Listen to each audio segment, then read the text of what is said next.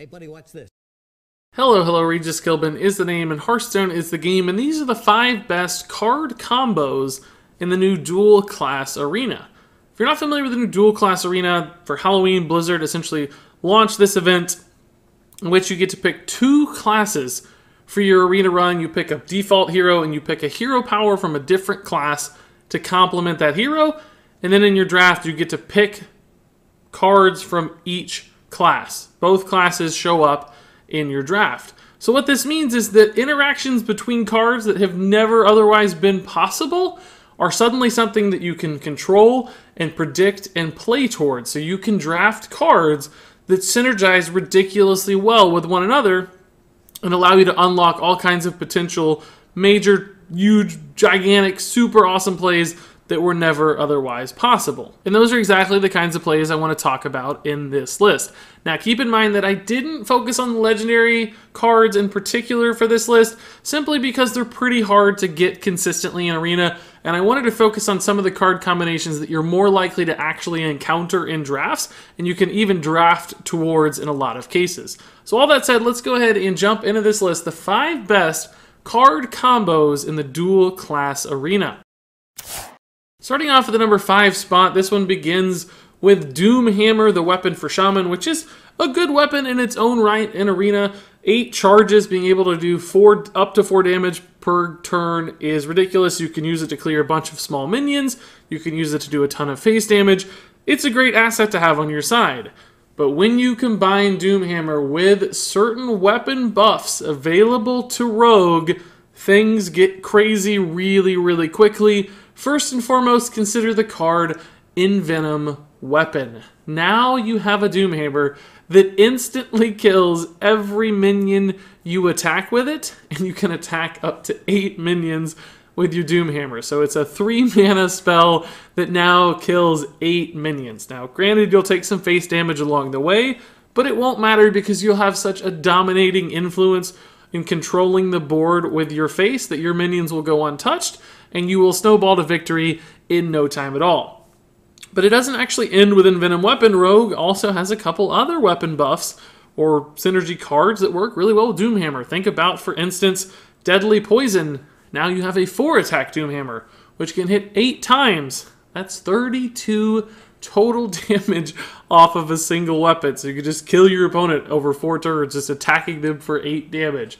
That is silly. You could also play it with Doomerang, where you spend 7 charges and then throw that Doomerang out there, and you get a whole new Doomhammer back for 8 more charges. Most weapons only have 2 to 3 charges, so the Doomerang is like a 50% of the weapon's total cost, or 33% of the weapon's total cost when you use that charge.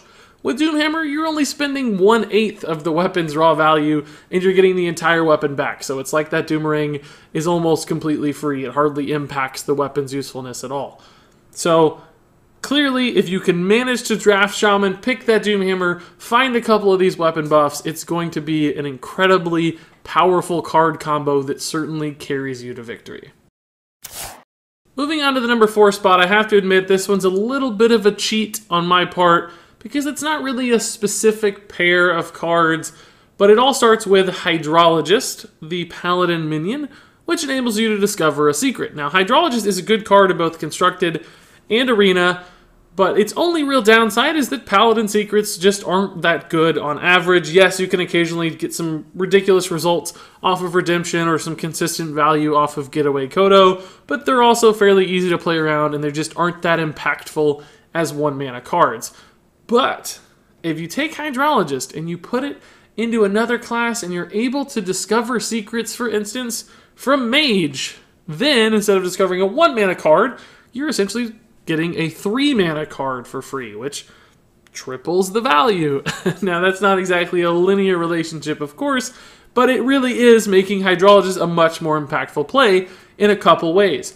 First off, if you're playing Hydrologist on turn 2, you now have a guaranteed turn 3 play as a mage, because you know you're getting a secret and you can play that on curve, and of course playing on curve is ideal in Arena. Now, you don't typically want to play secrets on curve in Arena. They're not the best turn 3s because they give your opponent a lot of ways, for instance, to play around Mirror Entity on turn 3. You're not going to get a great result there, but it can help shore up some gaps or deficiencies in your mana curve. But also, in a late game scenario, instead of top decking a Hydrologist and being forced to like a pretty non-impactful Noble Sacrifice or an Eye for an Eye or a Redemption on a 2/2 Hydrologist, which are all very bad plays on turn 15, suddenly, as a mage, you can get some Frozen Clone value, or you get additional resources added to your hand. You can hit a giant Mirror Entity. In other words, the ability to high roll and swing a game back in your favor, top decking a Hydrologist in the late game is much higher as a mage than it is as a paladin. So again, this is not necessarily one particular card combo, but it's basically Hydrologist plus all of the mage secrets. That life-saving ice block, the fantastic counter spell, or mana bind to give you some resources. So I should also note that this works for Hunter a little bit as well. Of course, Hunter secrets are on average better than Paladin secrets as well. And do be mindful you have to draft your cards, or at least your classes, in a specific way to take advantage of this interaction. You have to pick Mage or Hunter as your default hero, and then get the Paladin hero power on top of that. If you pick Paladin as your default hero, you're going to be discovering Paladin cards, whereas if you pick Mage, you're going to be discovering Mage cards. So be mindful of that. But if you do make this work, Hydrologist becomes a good card that now turns into a pretty fantastic card. Clearly, this doesn't have quite the allure of the Doomhammer plus Envenom Weapon, or quite the swing potential, but this is such a consistent and interesting interaction that you can pretty much always draft into and add some of these real value pieces into your draft, that I think this is one of the most important and most noteworthy. You should be drafting towards this kind of thing if you get Mage and Paladin. By the way, both of which are fantastic things to combine in Arena, so this is a good one for the people out there trying to get wins and trying to do so consistently and predictably, instead of doing like the kinds of crazy plays that some of these other ones on this list are going to look like. So all that said, pretty simple, but a fantastic way to play in the dual arena.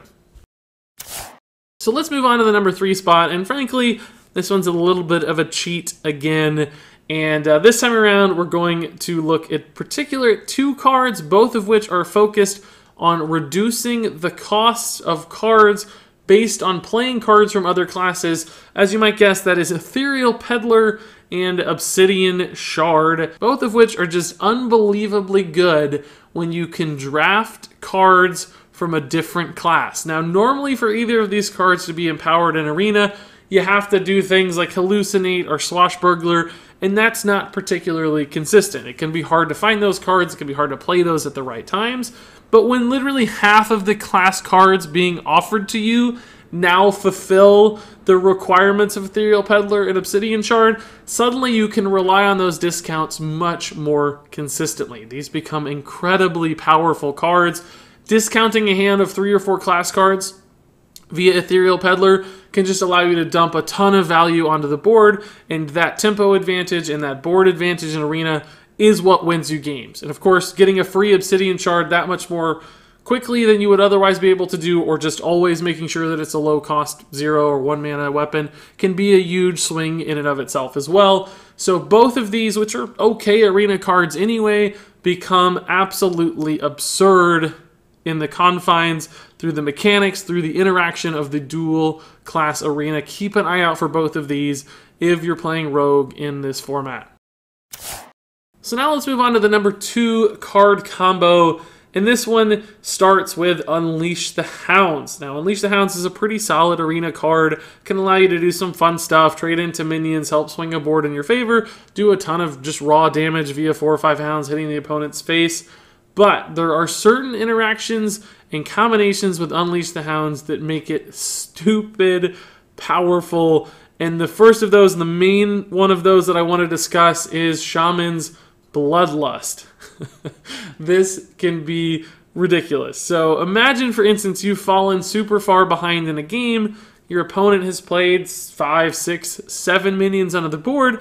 They think they are in an unlosable position because they have all of the board advantage, but you only need 2 cards to recover. That is Unleash the Hounds plus Bloodlust. Suddenly you've summoned 7 Hounds that have charge, and then you follow that up with a Bloodlust, and that's 21 raw damage added onto the board instantly, 21 charging damage using only 2 cards. Now, of course, that's the ideal situation. Other times it might only be 4 or 5 Hounds or 3 Hounds. But even then, this combo allows you to do a couple things. You can just trade into your opponent's board, getting a huge swing on the board. You can just kill them outright with 21 damage because you're a hunter and you've already chipped away at their health total surely by that point. You can trade into some taunts and do a little bit of both if you need to push through for some damage. So it even leaves you room for a hero power in that particular interaction. That's crazy good. Obviously, that's a silly board swing that makes Bloodlust a very interesting card for Hunter. But, you know, Bloodlust is not really the only one. You can think of a handful of other examples, especially in Druid as well, that work with Hounds too. Think Savage Roar, Mark of the Lotus. There's even things like Power of the Wild or Soul of the Forest. There's a ton of different cards that work really, really well with Unleash the Hounds. So Shaman is the one I picked because I think Bloodlust just does the most raw damage of all of those options. But really, Unleash the Hounds as a base becomes very powerful in either Shaman or in Druid, so you should keep an eye out for both of those possibilities. And if you see that Hounds, if you were thinking about not picking it, perhaps grab that Unleash the Hounds this time around and look for one of these just silly high roll opportunities on the back of Savage Roar or Bloodlust, and that will absolutely allow you to win games that you otherwise had no business of winning.